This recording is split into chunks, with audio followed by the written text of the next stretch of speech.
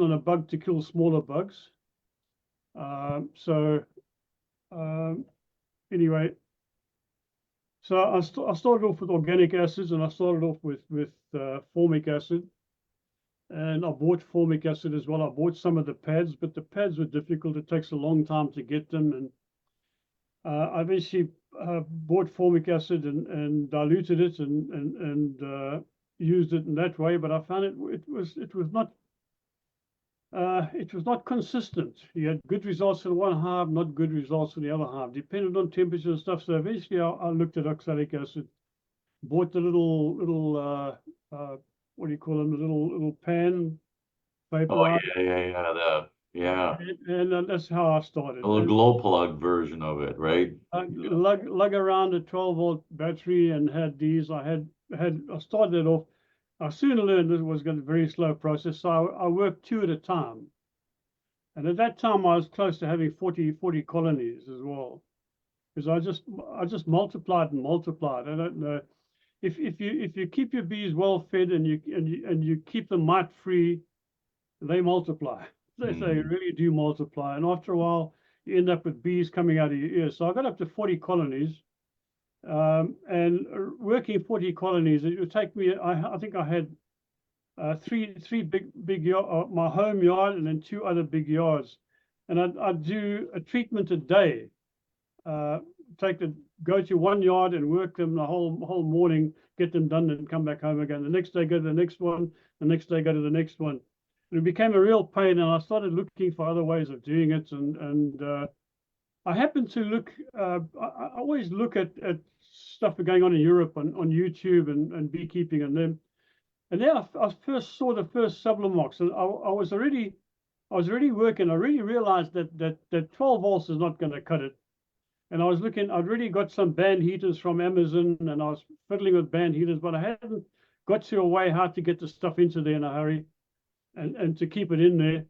And I saw this guy in Europe with his little type of vaporizer with a cap that they put on. They turn it upside down, put the cap in and turn around. Man, that kind of doesn't get easier than that. And I started playing with that and eventually got to the silicon plug. So that was before any other commercial. So I built the first type of vaporizer of this type in the whole of the United States. I think it was in 2017 or something. It was that I made this, but. And then I actually did a write-up on BSource on band heater vaporizer, how to make your own. I try to get people to make their own, show them what you had to do and this kind of stuff. And from there, it went to people eventually contacting me and telling me that, asking me, look, we can't make them ourselves. Will you make one for us? So I started looking at and seeing if I could make it, finding a way I could make this thing with stuff you could buy off the shelves, basically. So a box you could buy at a hardware shop, and a heater you could get from any heater manufacturer. And so I started with this lot, and that's why I started with the first blue, ugly-looking vaporizer. And that's where it started from. And I think nearly 3,000 of those went out. So and I was working 12 hours a day, 7 days a week, trying to meet the demand. And the idea was to keep the price as low as possible, so it was affordable for any beekeeper. So that's the basic story of where I came into this. Now, I'm not a young guy. I'm staring my 80th birthday in the face right now. So I'm getting old, decrepit, don't hear so well, don't see so well anymore. So this has been going on now since 2017 or 2018. I first started making them and letting them go. And I think 2019, I said, no more. I'm not going to do this anymore. And I took a 6 months break and redesigned the whole thing and made it easier for me to put together. So I started producing them again, but I haven't been advertising because I was totally overwhelmed. I was getting 70 orders a week and I could only make 20 at the most. So I couldn't handle it. And at my age, I was not prepared to start a business from scratch and employ people. I've done that most of my life, and I've had enough of it. So that's my history, and it kills mites, and that's what I'm looking for at a reasonable price. That's the whole deal. So you're saying you that you had your prototype before the ProVap was even out. I seen the ProVaps in Europe. They took some time to get to the US, but so wow, wow, okay.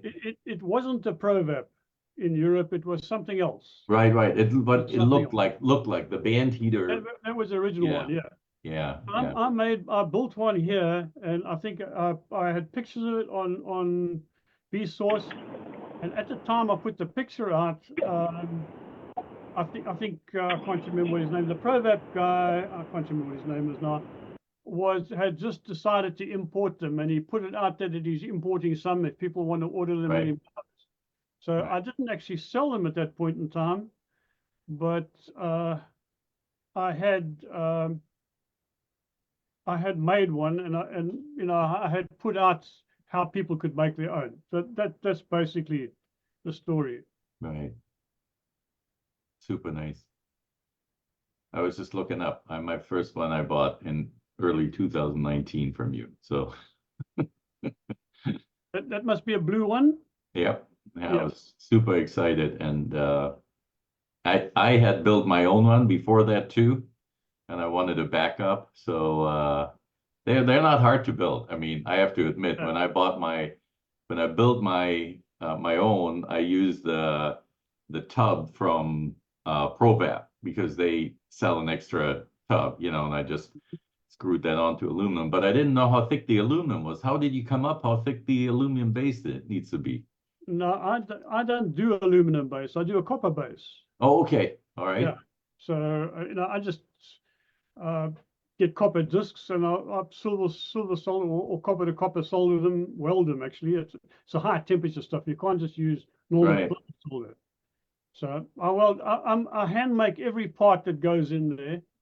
I buy the temperature controllers, and I buy the heaters, and I buy the material for the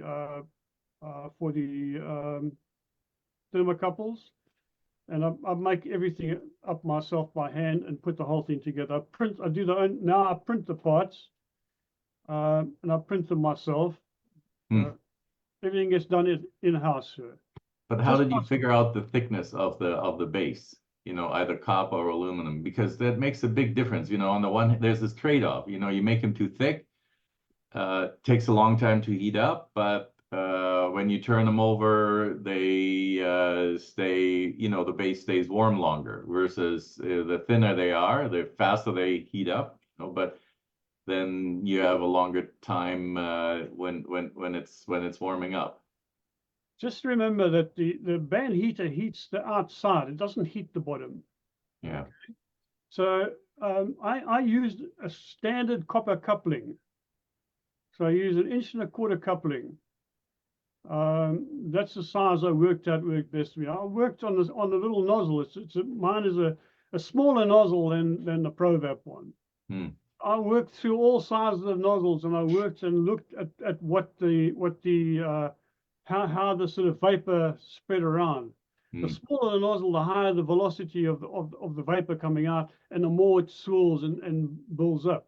Hmm. So I went to that. And also, the larger nozzles, sometimes if the nozzles are too low, they can entrain some of the sort of unsublimed oxalic acid out through there with them. You find some of the faults and some of them that have been made with the nozzle too low down. Hmm. So I did a lot of experimenting with it. I mean, there was a time when most experts believed that because the sublimation temperature is around about 200 to 220 to 230 degrees F or something like that. And I set my temperature controller at 450 degrees F. And then the people were using fans that had no temperature control whatsoever. And then the experts believed that when your temperature went above the sublimation temperature, that you would break down the oxalic acid into carbon dioxide and formic acid, and therefore it wouldn't do any good. But I played with it and I tried it out. I actually use for protection. I don't know if you can see what that is. I mean, that's a little N95.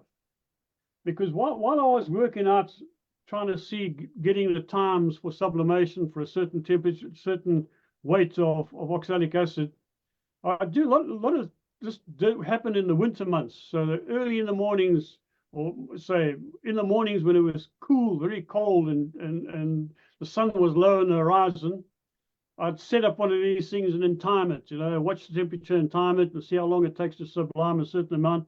And because of the hot vapor coming out of the vaporizer nozzle, it would rise up, and it would rise up into the sunlight, and I would see the twinkling, the little twinkling of the stars. And I realized it wasn't a vapor; it was a solid. It was a particular vapor. So it was the little crystals that were twinkling in there. So the story about using organic acid sort of breeding equipment and that kind of stuff, there's no organic acid vapor. It's a particulate vapor, nothing else, because I actually also had some pictures of vaporizing up against my arm, with a nozzle 2 or 3 inches away. And it's cooled down. The vapor, by the time it leaves the nozzle, the vapor has really condensed into crystals. And you get crystals all stick onto the hairs on your arm. And it doesn't burn you. Now, I didn't stick it close by. I actually brought it close by until I could feel it was warm, but it wasn't bad. So I learned quite a lot from the time I was actually playing with these things. It took me a year to get to where I was with it. But first of all, realizing it was a particulate and not a gas as such, realized that I went into the vapor. Now, I mentioned I had been working with formic acid. So I knew exactly what formic acid smelled like. And formic acid is nasty stuff. And what I used to do when I worked with formic acid is stick it in the freezer and get it as cold as I could. Because as soon as you cool the formic acid and put it onto the pads that I'm putting on top of the hives, the cold formic acid solution is not volatile. And the warmer it is, the more volatile it is. So you didn't get the vapor worrying you as badly. So I knew exactly what that smelled like. So I'd actually make to see if I could find some formic acid in the vapor that was coming out of the oxalic acid vaporization. I would buy one of these, use one of these things here, because I could smell. I would be sure to smell formic through this. But I put this on and stuck my head into that and smelled, and I could not smell any oxalic acid, and I could smell no formic acid, no sign of formic acid at all. Formic could go straight through this. I realized that's all you had. Now, I had one of the bigger vaporizers that I was using from time to time, but that rubber thing on your face, and we get sort of 90 degrees in your yard while you might be doing this, it's very uncomfortable. And this is a lot more comfortable if you need a vaporizer. Now, I needed this because I actually had, just in my little study here, I used to have a observation hive, and I had to close the doors in this room and then treat the observation hive, and you couldn't do that without a mask. So I used to use this mask for that, and I had no problems whatsoever. That is fascinating, Jono. I am particularly interested about particulate versus actual vapor, and that makes so much sense in terms of how we weren't actually just killing the bees, because if you have an organic vapor, how are they escaping that? But a particulate that may not be a problem. That makes sense, actually. It actually sublimates into fine dust. The crystals are as fine as dust. I have a setup, just outside my back door, whatever it is, that if somebody comes to talk to me about a vaporizer, I can show them exactly how it works, and I can vaporize into it with a piece of plexiglass on the top, and they can see the vapor coming up and that kind of stuff. And there's no bees in it, but because I don't want to do that continuously to the bees anyway. So I did that, and the powder eventually settles everywhere on horizontal surfaces. Now the bees will fan it out. The bees will remove it. But if you just leave it in a box, it'll settle down on the horizontal surfaces, and you'll find it's fine dust. Anything Uh, else? Hey, everybody. yeah. Hi. Go ahead. Oh, yeah. Hi, this is Annie. I just wanted to see if anybody had watched Ian Stepler's latest video where he sublimated the oxalic acid into a bag and then weighed it. Have you seen that? Yeah, so Where this he is was actually sort of... Yeah, well, look, basically, if you get it all in there, you're going to get pretty much what, unless some leaks out, you're going to get pretty much what you put into the system, except you're going to lose some moisture. Your moisture might get stuck into the bag, into the texture of the bag itself. So you shouldn't. You're also going to lose some that's stuck on the cap. There's always Yes, a certain some amount of the- that is on the cap. Yeah, because I think it's oxalic acid dihydrate, right? So there's water in there, and I think it's about a third. So that's kind of what he got. He pumped 3 grams in there and got 2 grams of oxalic acid. So I wasn't that surprised that he was losing some. He seemed to be very surprised, but you know, I don't think he was losing some. I think the interesting thing that he discovered was that even after 20 minutes, he could smell the oxalic acid, so it hadn't settled at that time. Well, it's dust. It's dust, and if you go near the dust, there's going to be some of it in the air. You know, it'll Right. be in the air. So you can if I go to a container of oxalic acid and this is crystals now, whatever it is here, and I can smell it here as well. But if it was fine dust, Right. it would be much easier to get up into your nostrils, into your Right. what do you call it? The Your nasopharynx, mucosal any term you membrane, like. whatever it is, yeah. So anyway, I don't know what else you guys want me to talk to you about. I mean, that was the early days of actually setting it all up. I thought And- that I would sort of, now that I think the gang's all here now, and I thought I would do a formal introduction for you, and then actually maybe ask you to start at the beginning, because we have beekeepers here who are at the very beginning of their journey, and it would be great to have you show us how you use your vaporizers, because there are a bunch of us that now have them, some things like that. So I'm just briefly going to read your bio for those who don't know you. By the way, thank you for coming, and we are honored that you would agree to come and talk to us. Thank you so much. So this is, and I hope I'm going to say your name properly, John Olivier, is that right? Olivier? Yep. Olivier, yeah. Yep, good, okay. And has agreed that Jono is all right, so I'll continue to call you that. Jono and his wife first arrived in the USA in a 30-foot sailboat in 1992. Sailed in and out of the US for years, and then finally immigrated and became naturalized citizens in 2005. They retired, bought a property in the northern neck of Virginia, started beekeeping in 2010.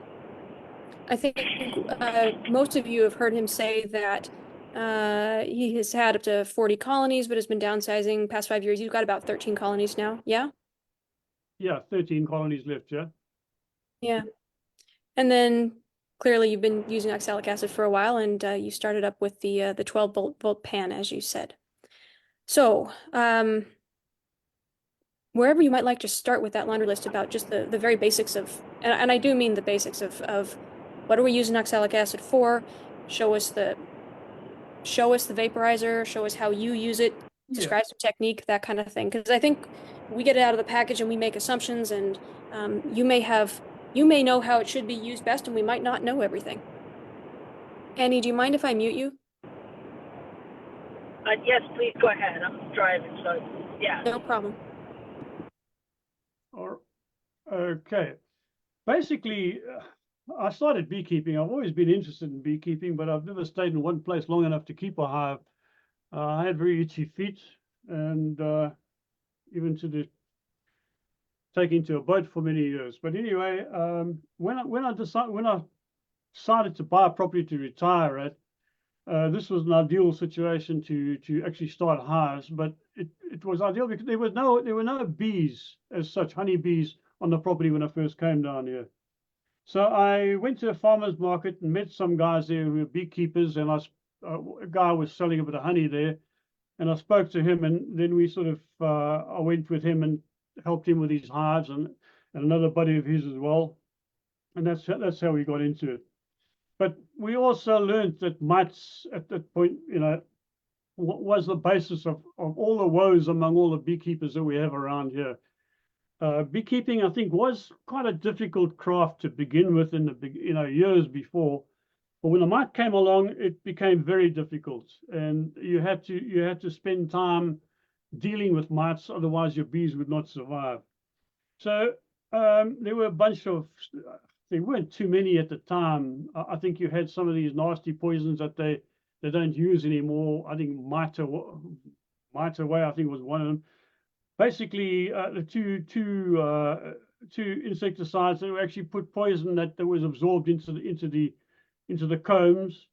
The mites became resistant to it, and the more you used, the more damage was done to brood that were in the brood comb. So that wasn't the way I wanted to go. So I started looking at organic acids, as I said before, and I also, you know, I've always done my own thing. I don't want to rely on having to try and buy something in from a long way away, because, you know, we are far away from anywhere. This is a very rural area, and the nearest beekeeping area to me would be in Richmond, or beekeeping supplier, or the ones that are going to come in by UPS. So, you know, instead of waiting for something to come in, I'd rather have something I can handle myself. So I tried the formic acid. I bought formic acid and diluted it and worked it myself, but wasn't happy with that. And then tried oxalic acid, which is easy to get, and it doesn't have a shelf life. Basically, you keep it dry and it'll last until you use it all. So that sort of made sense to me. And the good thing about it is you had immediate results. You didn't have to open up the hive basically to get into it. You could treat them, and with a screen bottom board, you could see the results of your treatment the next day. So that's what I did, and I went in that direction. As I say, I bought a pan, and I started treating bees. And in those days, they spoke about 3 7-day cycles. 3 7-day treatments would cover your brood cycle, and that's where I started. But it didn't take me long to figure out, because I was doing mite counts when I started doing it, that it wasn't good enough. It wasn't knocking them down good enough. And then we figured out that the mites were going back into the cells. Before, in the 7 days, you might kill most of your phoretic mites, but the mites that were coming out of the cells were going back into the cells again before your next treatment. So we started cutting down on the treatments, and I eventually quickly got down to 2 treatments a week. And then the story was that 1 treatment in the middle of summer would be sufficient to hold you through to fall. I found I wasn't happy with that either. You know, I didn't want to leave anything to chance. I wanted to knock these mites back and knock them back so badly that I didn't have to bother about them. There was lots of talk about you couldn't treat them more than so many times and that kind of stuff, but I found there was no evidence of this whatsoever. The last bunch of tests I actually did. If you use this APVAR or whatever it is, and you put it into a hive, it stays in the hive for 42 days. It takes 42 days to kill all the mites. And then the experts try 3 treatments 7 days apart, and they say, well, oxalic acid doesn't work. Now, I've known that a long time ago. And as I say, I treat twice a week. So I've treated twice a week for 42 days. There's very few mites left in the hive after 42 days, I promise you. And the bees didn't bother at all. No problems whatsoever. So, and the actual dosage as well, there's a lot of talk about the dosage. I didn't care. Most of my hives were either 2 deeps, 3 mediums, or even 4 mediums. And they used a full cap of the little caps that I supply, a full cap for every treatment. I started off with a half a cap, but then you got to fiddle with the weighing it off. No, I just do it. The longer it stays in there, the more chance it's going to get around to everywhere.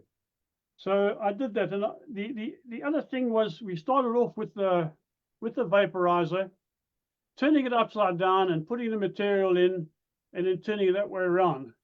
And then basically, I always encourage people to hold the vaporizer underneath the box, not hold it by the handle. You can carry it around by the handle, but when you treat, hold it underneath the box, because when you put the tube into the little hole and you tap on the cap, you are supporting the tube. If you hold it at the handle, you're so far away, you're actually starting to put pressure on the handle, on the nozzle, and you start bending it. So if you're going to use it upside down, put it into the hive like that.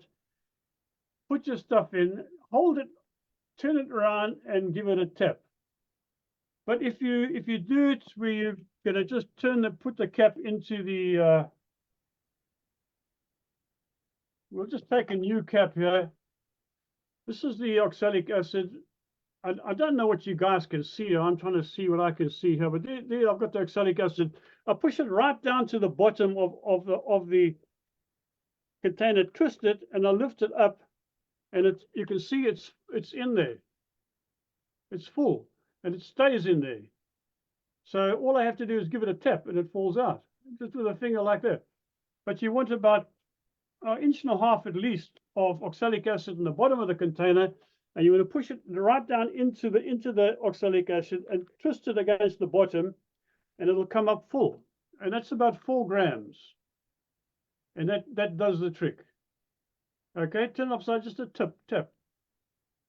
Okay. Okay, that's treatment. I also found out you got to drag a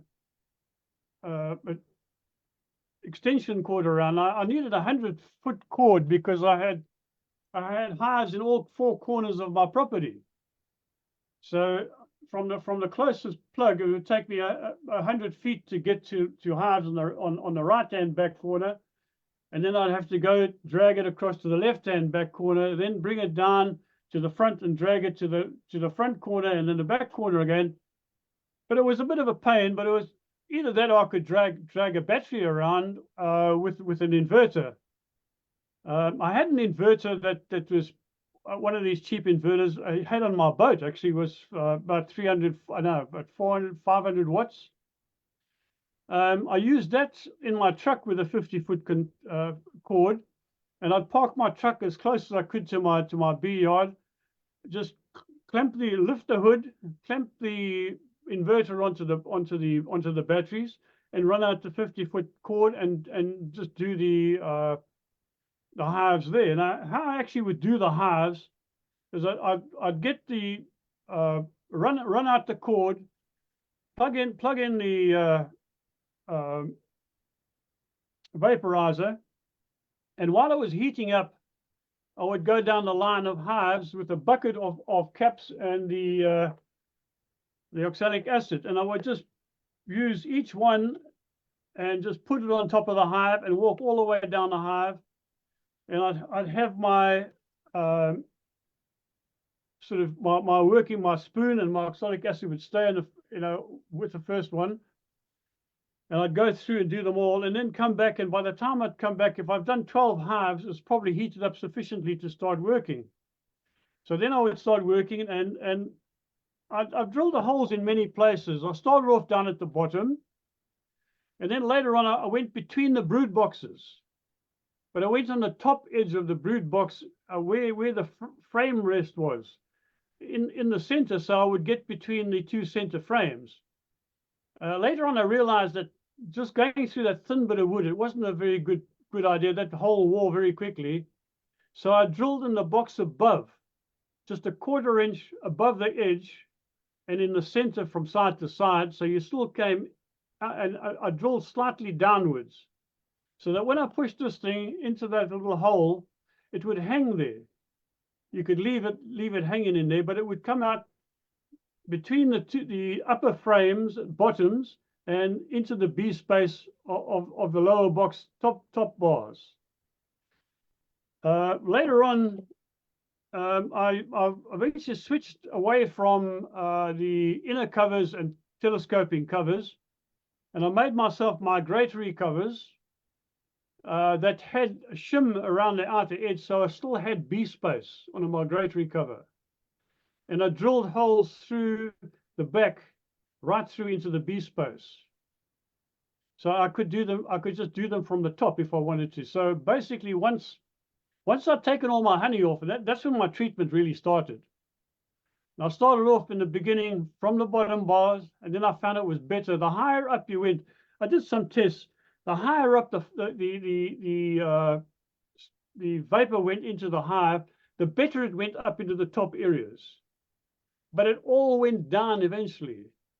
Gravity takes it all down.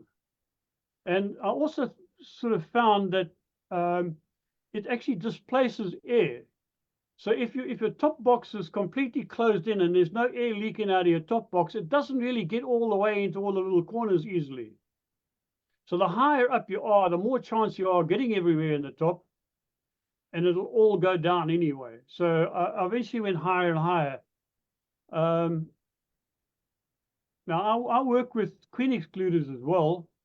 So if I'm going to do any treatments with the queen excluder on, I would go between the brood chambers, so between the brood boxes. So that would be the bottom of the box. And it's easy enough to just cut a little piece of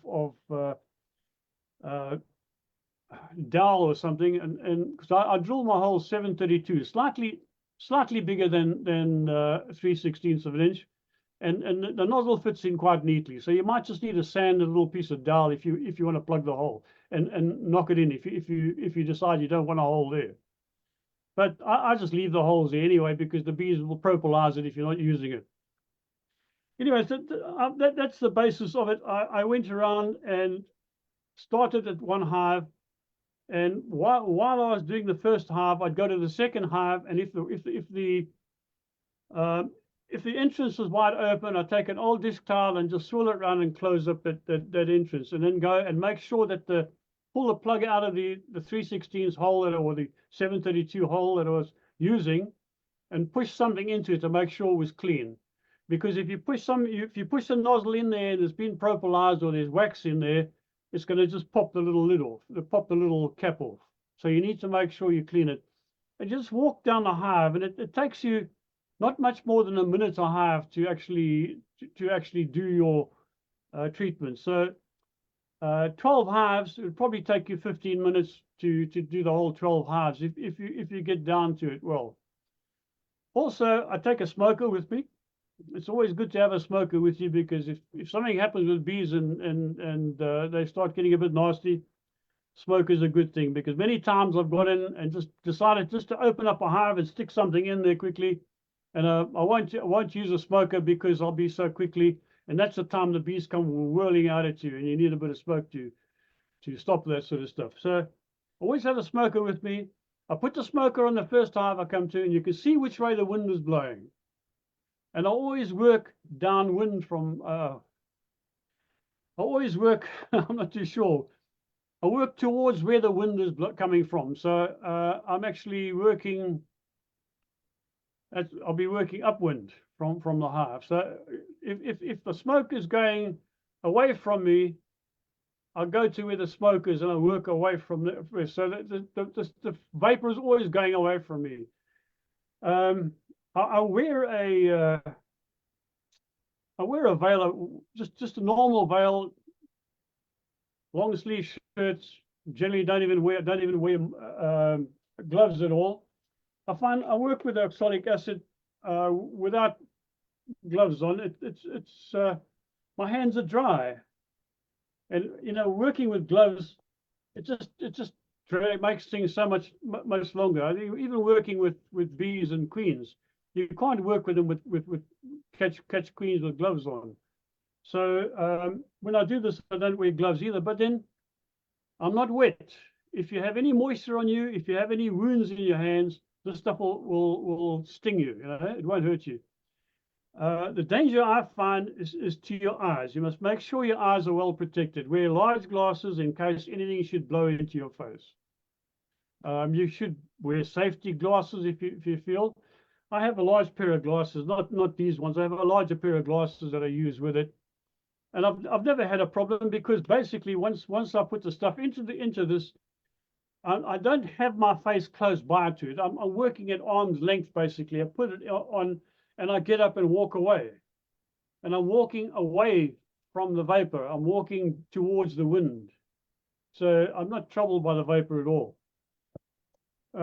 Obviously, there are times when if you have to hold the gun into an entrance or something like that, you can't leave it to hang in a little hole, then it's time to have a mask.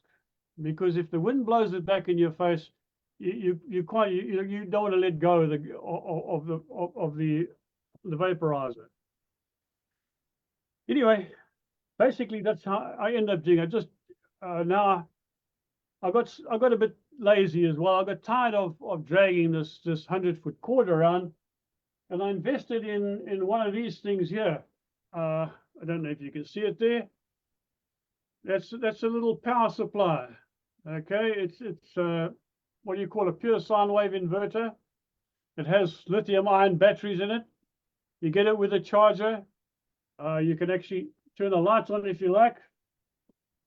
But it has charging ports for telephones and all sorts of stuff. But anyway, this plugs into the unit, and I don't know if you can see that at all. Okay, it works fine, and I can do as many as 40 to 50 hives on this little container here. It weighs 8.5 pounds.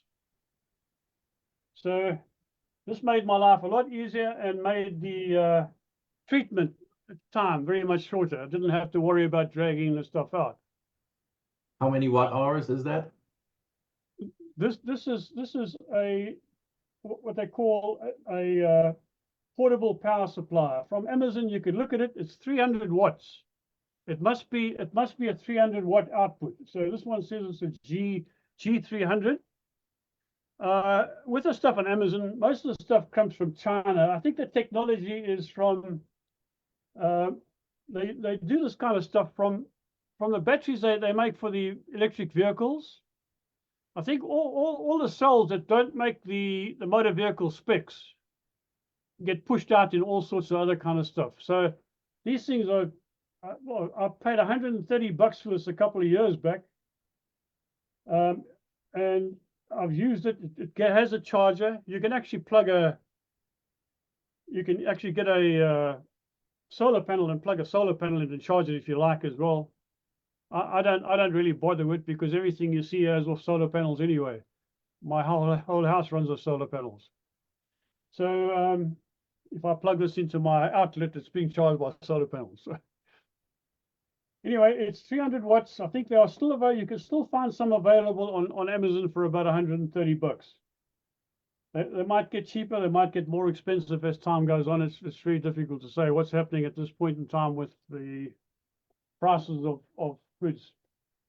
I think with, but that's what I now use. And as I say, I now do my. I have worked out a system for my climate, my area here. My area here, the flow starts in probably the beginning or mid-May, and by the end of June, my nectar flow is finished, and my honey is done. So as soon as it's capped in early June, I remove my honey in early June, and I start my first treatment series then. And I'll do 6 treatments. By July or late June, July, 6 treatments. First Monday, 3 weeks, Mondays and Fridays, Mondays and Fridays, Mondays and Fridays. You could do them 3 days apart if you like, but I find that in the 3 days apart, you're always moving days. So you got to keep track of it all the time. Now I just know every Monday morning before breakfast, I'm out there early in the morning and I do my treatments and I'm back in again. And early morning and Friday morning, I go and do my treatments, and that's the story. See, every 24 hours after the treatments, I actually look at my sticky boards and I have a look at the mites, have a general look and see if what I think of the quantities like. I clean them off and put it back in there, and I'll see what the next day brings. And then I see on the third day, they fall. You'll find that you get a large fall the first day, about 50% of it again the second day, and about 50% of the second day on the third day. So the fall diminishes. So by then you've got most of your ferretic mites. You might catch a few that are emerging, and hopefully, if you look at the life cycle of them, of the mites themselves, they give you figures of something like they multiply. Each founderless mite comes out of the cell with 1.3 siblings or 1.3 youngsters or whatever it is, immature mites. So in other words, some will have one, some will have two. Also depending on drone brood. Drone brood might have two, possibly even a third. So they're increasing. Now, we're not too sure at this point in time. There's not much research out there. How soon that founderless mite that comes out of there, she's already a mature mite, how soon she goes back into another brood cell, because she could immediately go back into another brood cell if there's one available. It might take a bit of time. She's got to get onto a nurse bee and get carried to one. But the immature mites, if the first one will be much more mature than the second one, but both of them won't be mature. So there's a certain amount of time that they're going to remain outside on a nurse bee until they're mature enough to go into a sort of cell of their own. And that is the time that you want to get them within 3 days of your last treatment. You might catch those. Where 7 days you might not catch them. A lot of those might be back inside again. And the other thing to bear in mind as well is you think you do your first treatment and a lot of mites fall. And the next week you go and do your second treatment and there's still a lot of mites fall. You say, how can this be? I've got so many mites fell, and now my treatment should have taken some of them down. But just remember that those first mites that fell, you still had if there were 100 mites that fell, you still had 400 mites in the cells, in the brood cells. But the guys that start coming out of the brood cells, 400 are not going to come out. 800, more than 800, maybe 900 will come out.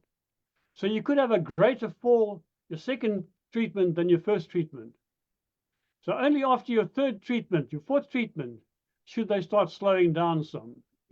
Until you get right down to your sixth treatment, you should have not so many fall. And in some instances, you might still find more mites falling than you want to fall. In those instances, you need to just continue a couple more treatments and just knock them all down. Get them as few mites as possible, and that you don't have to kill every mite. You just have to take the density down where they're not that so many can't do so much damage to the brood itself. So, right, that's my middle of the summer. I do that, and then in as we get towards fall, in September, we're going to start producing our winter bees.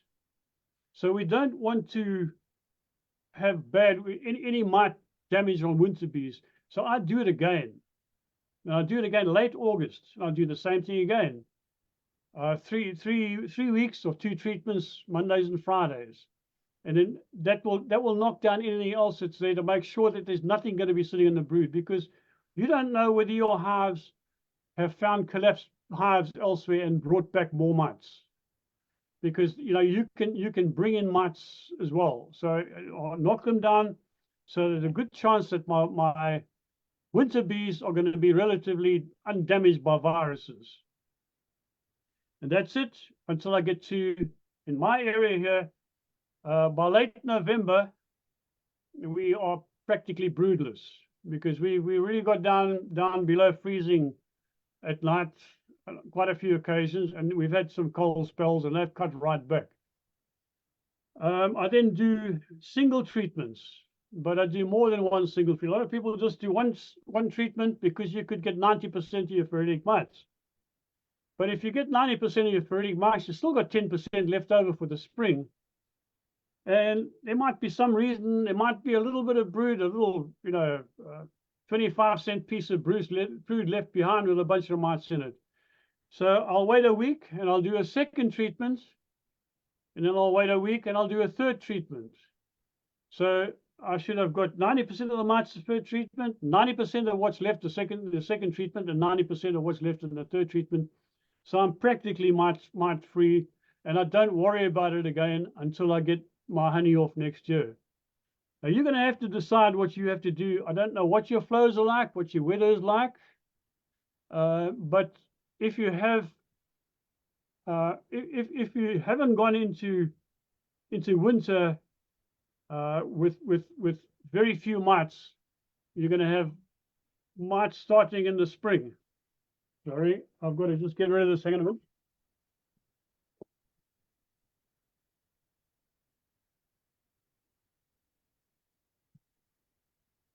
Sorry, folks, my son from Texas. Anyway, you want to be brood mite free in the spring if you can. So even over winter now, you can do your treatments. You can do your treatments every 7 days. I don't know if you guys have got brood at the moment, but if it's cold, you won't have brood, I'm sure. Generally, they start brooding up after solstice. So as soon as we go past the 21st of December, early January, they'll probably start brooding up a little bit. But they really will start heavily in February for me anyway. By March, I've got to look out for starvation, because if I have basically, my bees tend to be carniolan, so they overwinter in smaller clusters. But when they start brooding up in the spring, they really brood up. And if they brood up heavily, they can outrun their stores if you're not careful. You need to keep an eye on that. And I do that by putting fondant on my top bars, an empty box on top with something to insulate them from the cold. Anyway, that's how I actually do my treatments, and I've been doing this for years now, and I can't remember when I lost a hive with mites. I lose hives. I lose hives from starvation a lot, because I think things warm up and it looks like they're starting to bring up stuff. I take all their stores away, all their fondant away, because I don't want to get sugar into my honey. And we get a cold spell, comes back again, and I don't look at them. Next thing, our hive is quiet, and I have a look, and they've all frozen and starved to death. They had no more food left. They were living on the fondant. So I've lost that, and I've lost hives from queens that have failed during the winter. And you open up in spring, and there's just nothing there. Just they've dwindled and dwindled, and there's very little. And in the early days, I'd try and save those hives. I don't bother with them anymore. But that's it. So, Barbara, is there anything else I can tell you about this? John, may I ask a question? Yeah, sure. I'm gonna venture a wild guess here. I think you probably don't have a lot of beekeepers around you, or a lot of beekeepers around you who do not treat. Is that right? Well, I had one close by that didn't treat, but since beekeeping has started as well, we're getting a lot of feral hives again. They're not going to last, but they're going to be there. They are there, so that can bring you infection as well. But I'm off the migratory path. Nobody migrates bees around here. There are a couple of market gardens and stuff where you could take bees to, and they've asked me to take bees in. I've declined. It's not worth my while. Financially, it'll cost me more than it's worthwhile, and it'll decimate my bees. So I'm not interested. But I had one time with my bees, my outyards around me, all my bees were my bees, and I was supplying bees to everybody around me. But there were some beekeepers who didn't want to listen too well and wanted to do it their way, and they've lost bees and they've lost bees. And I've had problems this last year with all of a sudden my bees getting very hot. And I think it's from somebody a mile away from me who has been I supplied him with bees, but he didn't listen and he didn't take care of his bees, and he kept losing his bees. And I think he might have got some treatment-free stuff in, and could well be some Africanized stuff come in. The reason why I was asking was because, when you describe your treatment, it sounds to me a lot like how somebody can treat when there are no mite bombs around them. The experience here on our little island is that every fall there's a good number of mite bombs around it. So you could treat, and you might actually get to 0. And a week later, you have 2,000 mites in your hive, And so the fire and forget method, I think, is kind of a textbook theory version, but in some areas, especially ours, you really have to be careful in the fall when other hives die to kind of have spot checks. That's kind of what I do. But this is very easy to do spot checks. Now I have a problem here where I cannot do I cannot easily do mite checks by mite washers. I've lost more hives from robbing frenzies when I've been doing mite checks.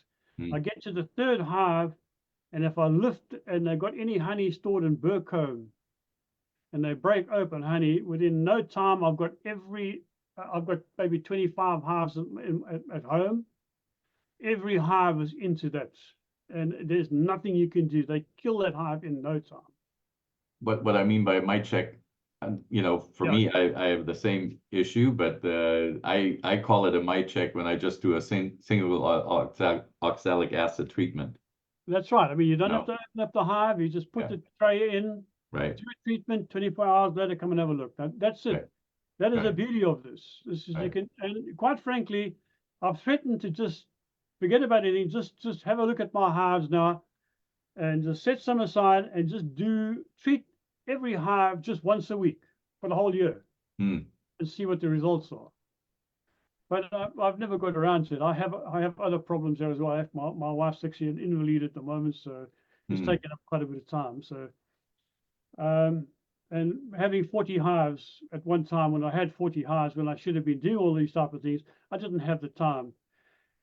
Because my management process was, first of all, you get into spring, you set your hives up, you mark all your queens that aren't marked, get your queen excluders on, start supering up. I'll also start bringing up a capped brood above the excluder, and then start supering up. And once I get to apple blossom, which is in probably late April or whatever it is, we start getting apple blossom. I check every hive every 5 days. I go through right down to the bottom looking for the first time I see a queen that's laid an egg in a queen cup, or any sign of any queen royal jelly in a queen cup. That queen comes out with a couple of frames of brood, and that becomes a nuke. Better to keep them there than have them up in a tree. So, but the problem is when you have 40 hives, that means I'm going through hives from top to bottom, 8 hives a day. And as I say, I'm nearing 80 at the moment, and I was 76, 77, 78, and it became a lot. And then you have 1 day of rain, 2 days of rain, and everything is shattered. Then you're just working all day long trying to get to them, and then the storms start coming out and sort of, getting ahead of you. So I've been downgrading for 5 years now from 40.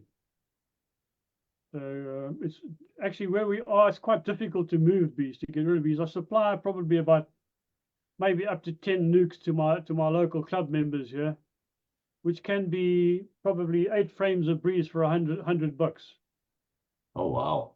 With a marked queen, yeah. Wow. Local marked queen, yeah. So, but there's only so many people, need bees. So I was actually, to get rid of these bees, I was selling the whole hive, 3 boxes of medium hives with a bottom.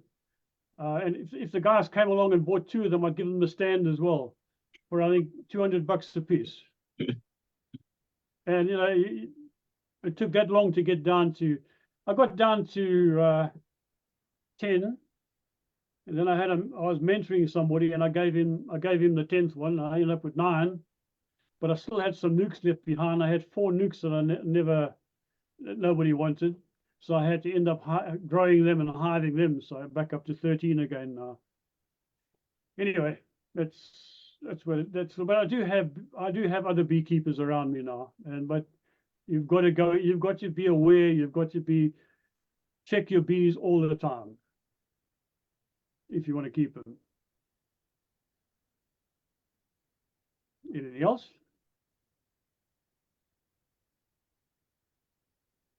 Just looking Barbara? around. Go ahead. No, anything else?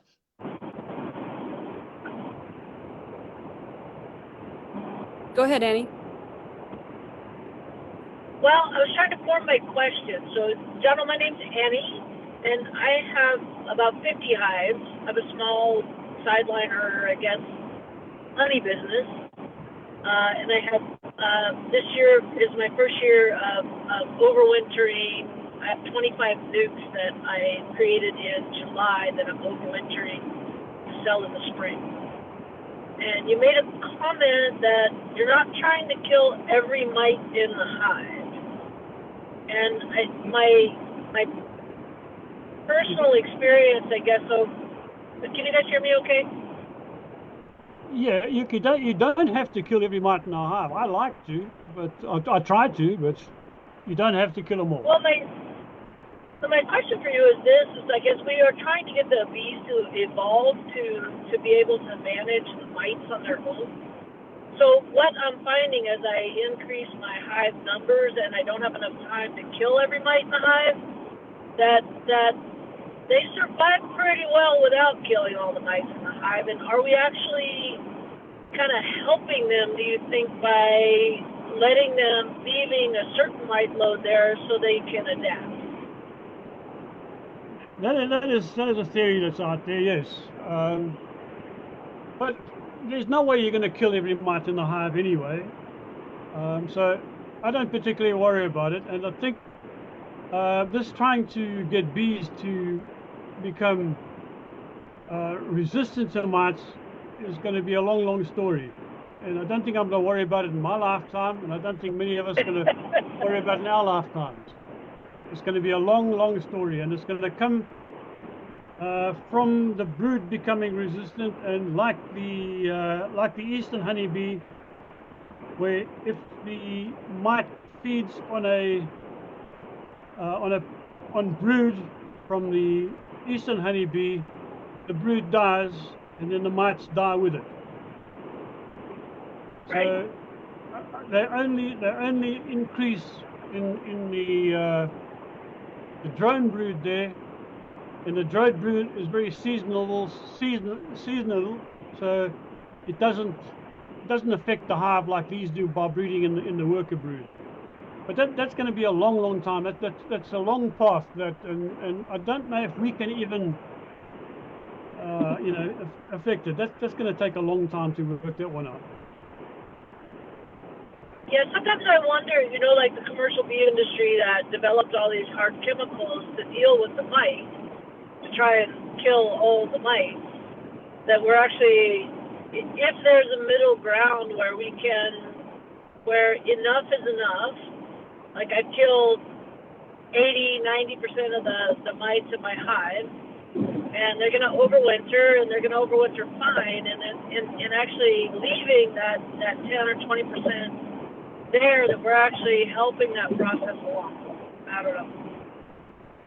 Yeah, well, there's lots of things with that, but quite frankly, all I'm interested in do is keeping my bees alive, and if you don't control mites to some extent, you're going to lose your bees, and basically, especially for new beekeepers, it's better to pay attention to keeping your mite load down than to try and think about breeding bees that are going to be mite resistant, because there are a lot of smart breeders out there using AI and all sorts of other stuff, and they are not getting anywhere yet, because I've been with us for quite some time now. I've actually brought in VHS stuff, and if I didn't treat my VHS stuff, they would die. So Yeah. I would still keep I've had the track of your mites. Keep track of your mites. I've had the same experience, like trying to bring in mite-resistant bees. I think Teos had similar experience where we really tried hard to bring in, whether it was ankle biters or VSH lines or whatever, and you cannot rely on those genetic strains to control mites. Anyway, my thought process around my own operation now is that I do want to keep them, because I have 50 production hives and 25 nukes right now. I can't do what the kind of treatment regime that somebody can do that has 10 hives or you know, and so trying to find that line where enough is enough, where my bees are alive and they're healthy and they come out in the spring productive. But I mean, the kind of treatment you're talking about is not possible for me. Yeah, no, I agree. It's just that you must make sure that the mites don't get to, enough of the mites don't get into your hive where the virus start causing damage. Because once that happens, it could be too late. If you get there at a late time in the season, you might not be able to bring them back. But you know, if you have some mites, it's not the end of the world. But if you have a lot of mites, it's very difficult for your bees to survive a bad winter. And that's kind of been my my way of mite is, do I have a lot of mites or do I have not a lot of mites? But I'm thinking, like speaking to people that have, you know, a couple hives versus someone like me who has 50 or 60 hives or 75 hives, like the treatment regime that a person can do, it's a very different paradigm. And you had that many hives. You had 40 plus hives at one time, and so if you're speaking to someone like me, I hear what you're saying. Like, you want to get your mite loads down, particularly when in late August, when your winter bees are being produced. That's super important. Anyway, I don't really have a question. I'm like right on board with everything you're saying, and it's so much of what you're saying is right in alignment with what I'm finding myself. Anyway. Yeah, it's not a problem. I agree that the best way to be is to not have to worry about them at all. Let the bees take care of them. But unfortunately, they can't at this point in time. And I think it's a long road to go. At this point in time, it's you're going to do more damage not taking care of mites than you are if you do take care of mites. And quite frankly, the bees themselves are not affected by this treatment. It's simple and easy to do. You don't have to go into the hive. It's a short-term treatment. It's 10 minutes and it's over. The bees are sort of over the whole thing. And you know, you are going to get mites survive. There's no way you're going to do away with them. Nobody yet has managed to kill off all their mites. You know, it's no country where they've invaded has managed to kill them all. So I think maybe there's an island in off the coast, your coast there somewhere in California, where they've killed every bee on the island, so they might have killed every mite. Anyway, that's you know, we'll see what happens in the future. And I don't think small beekeepers are going to make much, are going to tilt the scales in either direction with mite treatments either. It's going to be the breeders, possibly even the DNA people that get in there.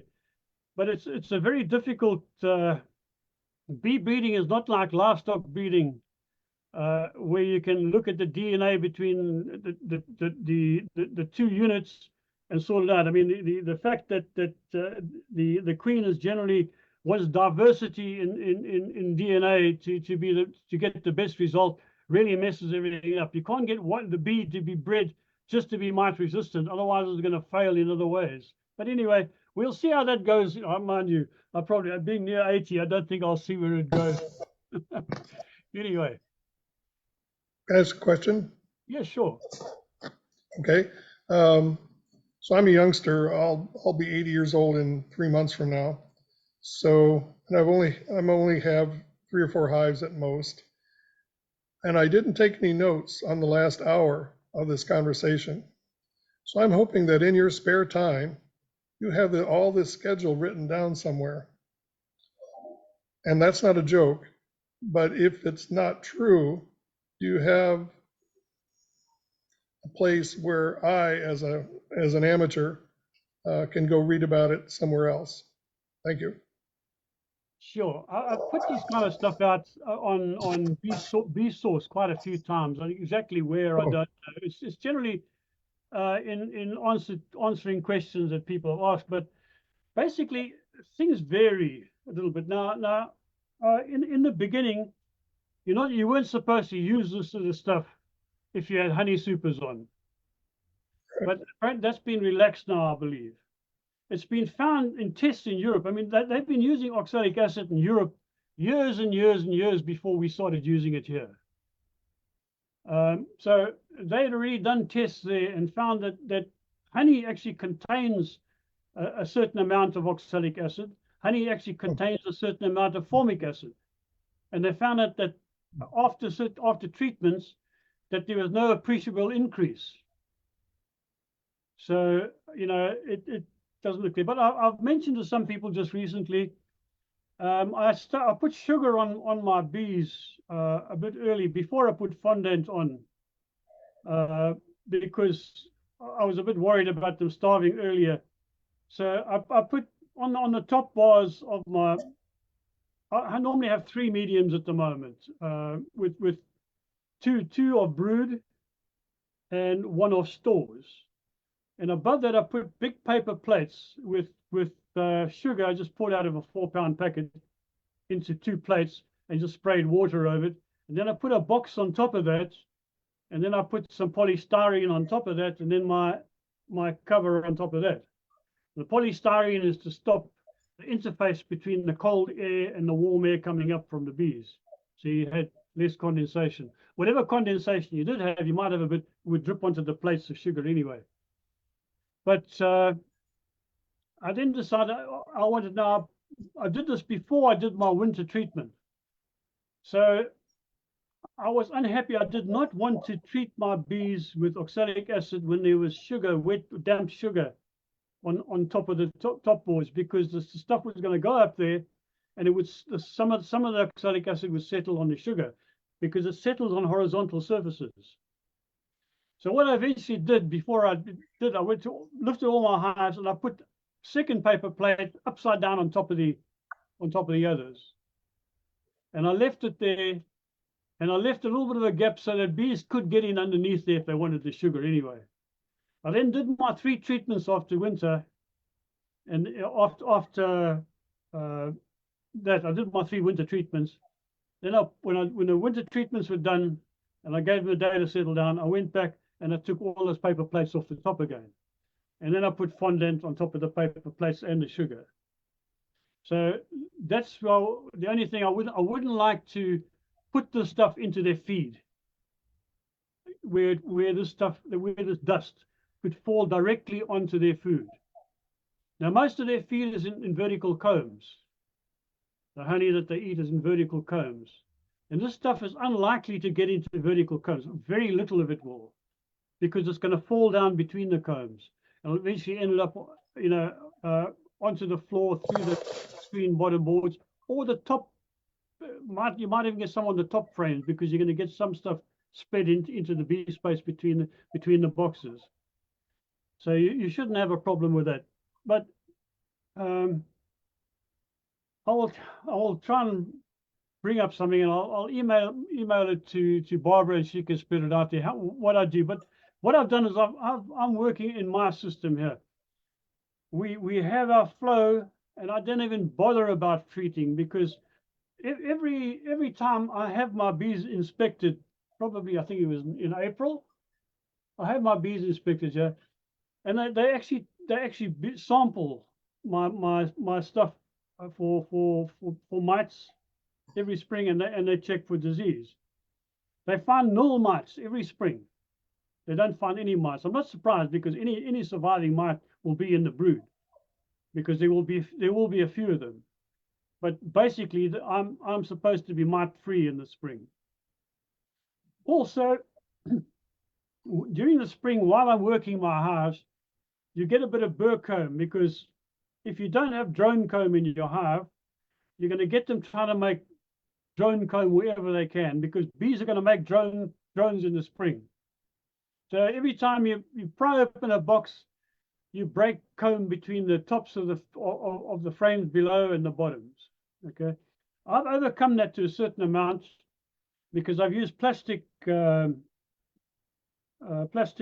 foundation, and I cut the plastic foundation in half, and I put it into the center of a frame. And I take, if you get little strips of wood, you can push it up into where the foundation goes with a bit of glue, so that the little strips hold it in the center. It doesn't move backwards and forwards. It won't move. And you can just rub a bit of wax on that little strip. And all the wax foundation I use, all my capping wax goes onto my plastic foundation. I roll it on heavily, and they draw it out in no time at all. So they'll draw out that half cone that I've stuck in the middle of the frame. They'll draw that out and work a brood in no time, and in the gaps on either side, they'll draw out drone brood. So on the outside of my boxes, I've got a couple of frames of drone brood. So they have a place to make drones. And if I want to, I can just go through and cut those drone brood out when they're capped and throw them away, put them in the trash, or feed them to chickens. I don't have chickens anymore, but anyway. You can do that. That's one way of also checking. You can open them up and have a look and look for mites. But I've never found mites in drone brood yet, in my drone brood. Well, I haven't gone through all of it. Whenever I can break open drone brood, I look for mites, and I haven't found any. So if you do that, if you make half combs inside your brood areas, and they draw brood, they make the drone comb. It'll be to the outside. You'll find less and less burr comb between your frames. So that's the reason I did it, because you get such a mess you've got to clean up. It's if you don't get your supers on fast enough when they are bringing in honey. Now my guys bring in honey from probably mid-May to mid-June, or maybe early May to mid-June, going on to end of June. And after that, it's finished. There's nothing. They don't bring in very much after that at all. So then I can get my honey off, and I can go through treating. I don't bother with treating with the combs on, but with the supers on. But apparently now they allow you to treat with supers on. It makes no difference. From what the tests are being carried out, it's quite okay to do it. But that's up to you. If anybody didn't totally understand that, I totally did, and I could show you what he's talking about. And I do that too, and I've done that quite a bit, like creating space for them to make drones and then pull drones to look for mites. Is that I something like you that. could is that something you could teach us at the club in the spring, Annie? Yep, I can totally show you that. That's exactly Awesome. what he's talking about.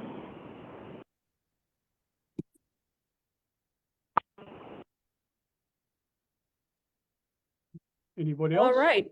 Anybody have thoughts? We have about 10 minutes in the time I planned. Teo has a thought. All right, go for it, Teo. I'm still curious about when you stop treating. So you say you don't want to kill every last mite. Let's say you do your treatments, and I think you say you do a round of 6, because sometimes it's 4, sometimes it's 3 days.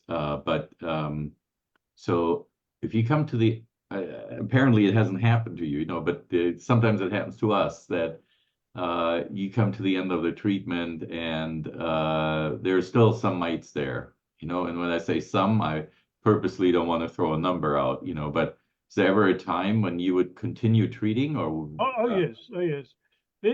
What's your threshold? No, I would treat until there's no more mites. Very few mites. When you say not a lot of mites, very few, what does that mean for you? 10, 12 mites. Okay. All right. Yeah. It's, a handful, one handful of mites. I Right. don't want to see any mites, Right. but I will do that. And I say I've treated 42 days. Yeah. Every twice a week for 42 days, and there's Right. no harm to the bees at all. But I have a little bit of a thing that's happening at the moment. I started all my sort of hives on woodenware. I actually made my own boxes eventually. I didn't make frames. Frames are just too easy, too easy to buy. But now I make my frames too, but I'll show you for something else. But I bought some Apimaye hives because people were asking me, how am I going to treat with Apimaye hives? How do you treat with a hot thing in a plastic hive? So how do I know? I don't know what an Apimaye hive looks like. So I bought an Apimaye hive and I looked at ways of doing it. And there were different ways. One of the ways you could do is use a wine cork. You take a wine cork and drill a 3/16 hole in a wine cork. You can push that over this here. And the Apimaye has a little sort of disc that a little disc that turns in the front and it just turns to a hole. You can just push this thing against the hole, but you got to hold it, and you can treat through the hole, and the cork prevents it from burning the plastic. Then there's another way. I didn't like it way too much. You can actually work from the bottom, or you can work from through the bottom. But there are different ways where you can actually drill a hole and put a wooden dowel in, and then drill a hole through the wooden dowel. So I also bought a polystyrene hive. That was a challenge. And they're very nice hives, very heavy polystyrene. It's made by somebody, Lyson or Lyford, I can't remember. Anyway, it's a very nice hive, and they actually have molded plastic tops and bottoms into it. So you don't pry on any plastic, any soft stuff. Well, now so now I had this hive, and I had to figure out how to treat this hive, because there's no way you can go into it. And I'll come to the back wall of the bottom board, except the back it doesn't have a 3/4 inch lip. It has a slope coming all the way down on the back, so I couldn't do that. So eventually I had to come in from the side. I had to drill a big hole and put something in and come in from the side, and I could do it. But it's quite an amazing hive. It fits very well together because it's stepped. They fit in steps. So it doesn't slide around like a normal flat to flat does on a wooden hive. But anyway, something I found about this particular hive had more mites than any other hive. Really, says the person with polystyrene hives. Yeah. So all my other bottom boards have a good fall of mites. This had more mites. And I carried on. I thought, I don't know what's going on with this particular hive, but it had more mites than the other hive.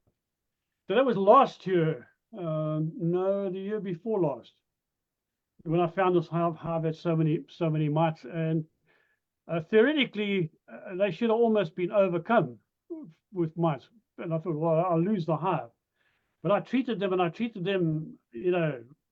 10 times or something, and I got the mites down eventually. The mites came through winter. They're very, very strong hive, produced a lot of honey. And well, let's see what happens this time. And this time I've got a requeen because of my hives getting so hot. I requeen, and I've got new When you say hot, do you mean aggressive? Or do you mean that there was a physical temperature issue that was killing your bees? Which are you referring to when you say hot? They were chasing me home. The bees, defensive, very much more defensive. So either there's been some drones out there that have been sort of mixing with my bees, and this troubles me because there's a lot of guys out in the Arizona desert and out that way in the dry lands that have these tremendous bees that are treatment free. And some of these guys who've tried everything but not treating their bees and have lost them all the time would tend to buy treatment-free bees. And along these treatment-free bees, a lot of them are of African origin, African bees. I need to get some of them out here, and I'll have some African drones hanging around here. So I couldn't make my own queens again because they would just get mate with the local drones. So I brought in queens that were mated elsewhere. And lo and behold, that same hive had a higher output of mites than all my other hives again. So I want to look at that and see, I'm trying to figure out what it is.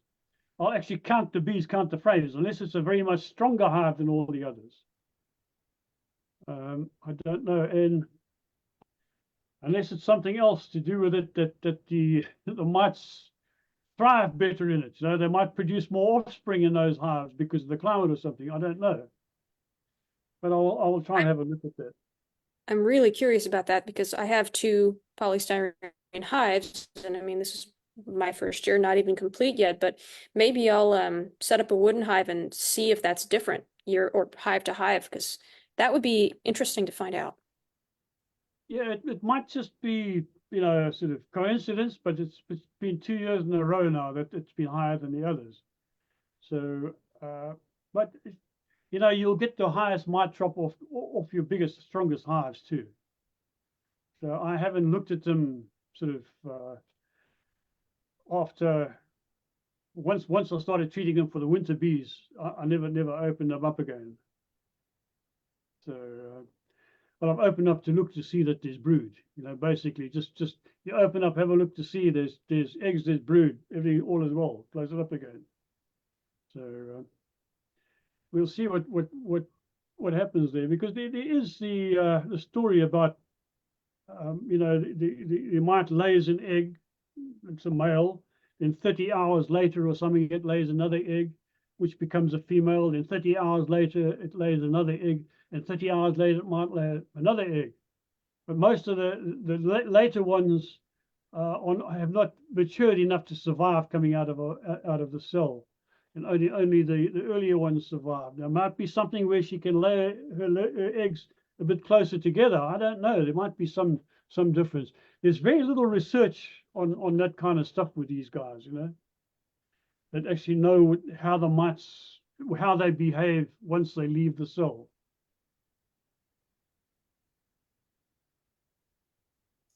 So, Well, Jono, thank you. We have about a minute left of what I asked for your time, and I don't want to keep you for your whole evening. Does anybody else have any closing thoughts?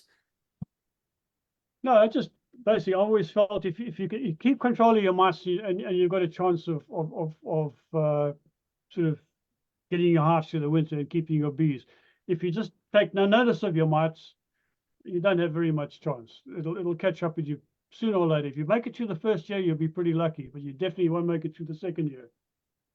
But then again, in certain areas, people seem to have got away with it.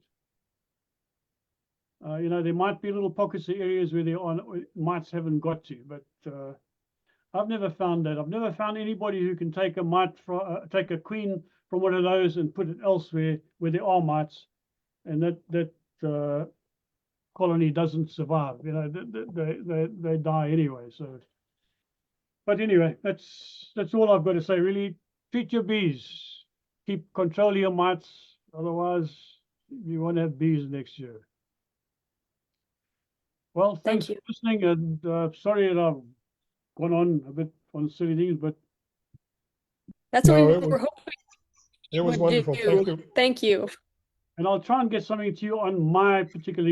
You can treat as much as you like. Treat twice a week, at least 3 weeks at a time. And in the middle of summer is when the bees start slowing down their brood, and the mites continue. So you get to the crossover point, and you want to try and knock your mites down before you get to that time if you can. Okay, Barbara. Thanks very much, guys. Thank you very much. Yep. Thank you, everyone. Thank you. Enjoy the rest of your day. Bye. Bye. Thank you. Super helpful. Thank you. It's a pleasure. You guys have a good day. Bye. Bye. Bye-bye.